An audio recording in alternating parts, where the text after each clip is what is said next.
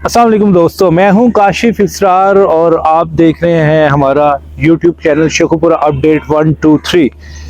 आज ये जो छोटा सा व्लॉग बनाने का जो मेन मकसद है वो ये था कि इस वक्त जो है तमाम तर दुनिया की जो नज़रें हैं वो पाकिस्तान में होने वाले जो इलेक्शंस हैं 2024 8 फरवरी को जो हो रहे हैं उस पर है।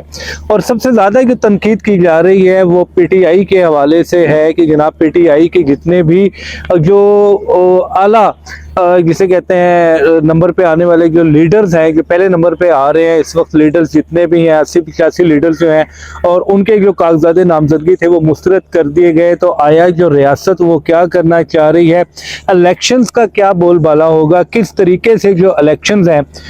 वो हो पाएंगे पाकिस्तान के अंदर, क्या ये इलेक्शंस जो हैं वो फेयर होंगे या सिर्फ ये खानापुरी होगी। तो मैं यहाँ पर चंद एक बातें जो हैं वो बताना चाहता हूँ अपने नाज़रीन को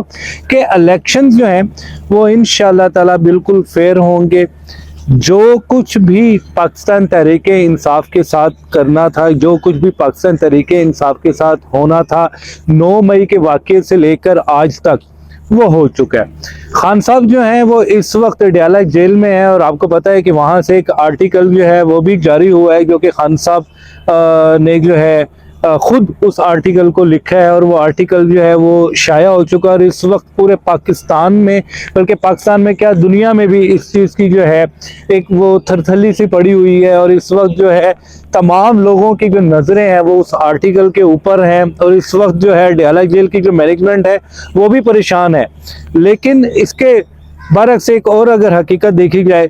तो ट्रिब्यूनल में जो है दरखास्तें वो जा चुकी हैं और इंशाअल्लाह ताला जो देखने में ये चीज़ आ रही है कि पाकिस्तान तहरीक इंसाफ की जितने भी कागजात नामजदगी जो मुस्तरद किए गए, जो आरोज़ ने, अब आरोज़ अपने जवाबात जो हैं वो जमा करवा रहे हैं और जल्द वो तमाम तर जो कागजात हैं तकरीबन 80 to 85% वो कागजात नामजदगी जो हैं उनकी जांच पड़ताल के बाद वो मंजूर कर दिए जाएंगे और पाकिस्तान तहरीक इंसाफ जो है वो भरपूर तौर पर जो है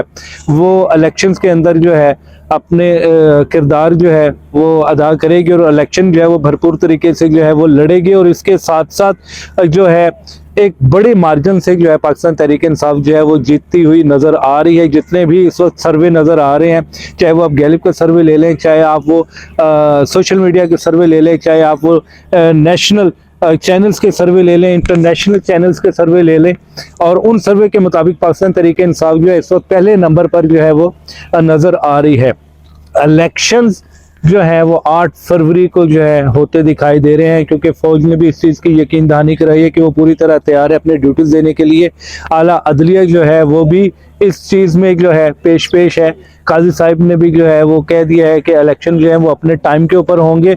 और यहाँ पर एक चीज़ और आपको बताना चाहता हूँ कि बल्ले का निशान जो है वो पाकिस्तान तहरीक इंसाफ को मिलता है या नहीं मिलता है, इसका फैसला भी जो है वो 9 जनवरी को हो जाएगा। लेकिन इस वक्त जो पाकिस्तान तहरीक इंसाफ के वोटर्स हैं वो ये कहते हैं कि इमरान खान साहब जो हैं वो खुद एक निशान है,